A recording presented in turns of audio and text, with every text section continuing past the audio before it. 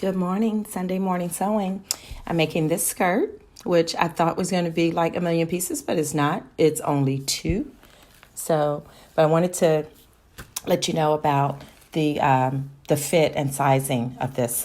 This skirt comes with, you can do a knit band, or you can do a yoke. You can do a knit yoke, or you can do the same fabric. You can do the skirt in knit or woven.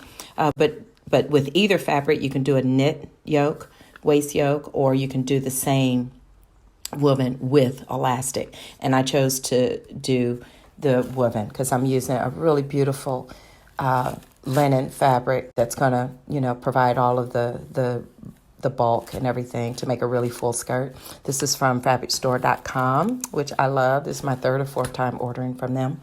But here's the first yoke. The sizing is here, and I came right between E and F. So I cut on an E because I thought the elastic, the elastic would make it work, but it doesn't. This is the original yoke that I cut, and this is my exact waistband measurement.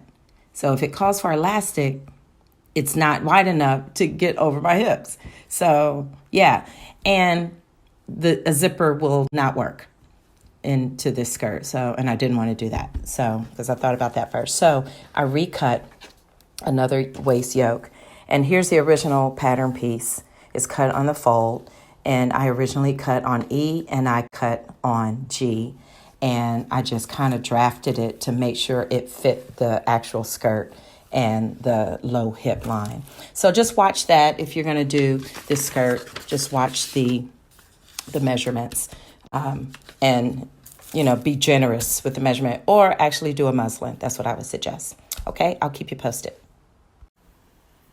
So I'm doing pockets on the Vogue 1639 skirt, and since the skirt front, and there's no difference with the skirt front and skirt back, when I do the pockets, I'm going to decide which is the front and back. So I'm going to take one and decide it's the front, particularly because on the pocket fronts, and most patterns don't include this step, but it's a really good best practice for pockets.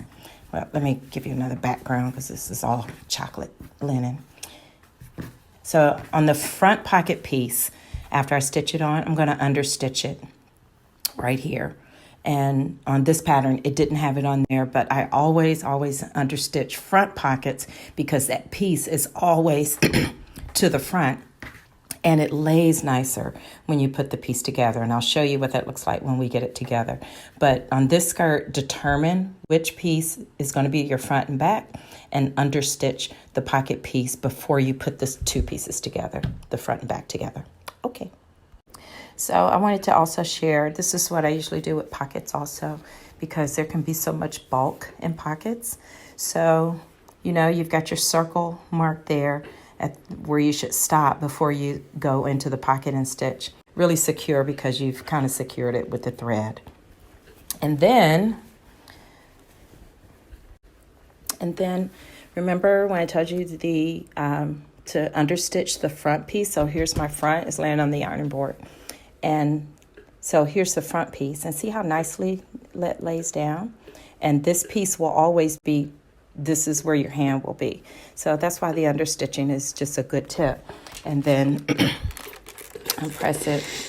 I'm not laying the iron down on this because it's a nice linen. I don't want to ruin it with shine or anything. So I'm going to steam it, heat, and then lay down my hand on it so it can press down. Be a nice pocket. Almost done. Okay, here are on Vogue 1639, here are the ties on the inside of the skirt that create the gathered look. How it's all gathered up like that. These are the ties that create that look.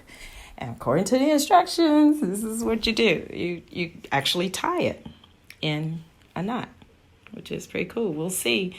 I'm sharing it with you guys before I even put it on, just to so we'll make sure. It seems easy enough, and I was so intrigued by it. So There's 3 on this side and 3 on the other side. So let's keep going. So the skirt is finished. And it's probably one of those things that doesn't look great on the hanger or even the dress form. But I did the ties underneath. And wait a minute, let me see if you can see. Here they are. There's 3 of them in the front, 3 of them on the back. Here's the pleat in front. And it just adds a lot of depth to the pleating at the front. But this linen does it very nicely. There's the pocket side. And see, it's open on the side. So the boots will be rocking. And nice yoke there.